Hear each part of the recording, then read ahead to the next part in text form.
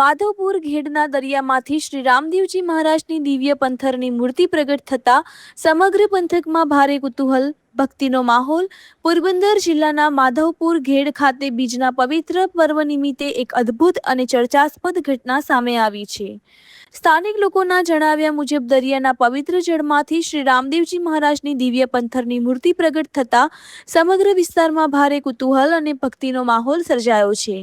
આ ઘટનાની જાણ થતાં જ માધવપુર ઘેડ સહિત આસપાસના ગામોમાંથી મોટી સંખ્યામાં શ્રદ્ધાળુઓ અને ગ્રામજનો સ્થળે ઉમટી પડ્યા હતા.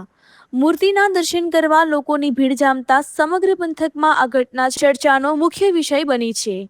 શ્રદ્ધાળુઓ દ્વારા ભગવાન શ્રી રામદેવજી મહારાજના જયઘોષ સાથે પૂજા અર્ચના કરવામાં આવી હતી.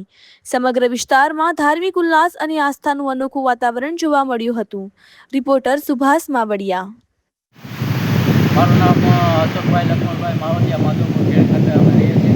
આજના બીજના પવિત્ર દિવસે માધવપુર ખાતે સાક્ષાત રામાપીરોએ દર્શન લીધા હોય તેમ રામાપીરની મૂર્તિ દરિયામાંથી નીકળી આવે છે.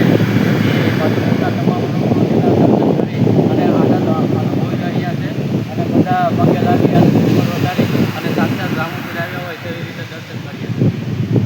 બોલો જય રામાપીર.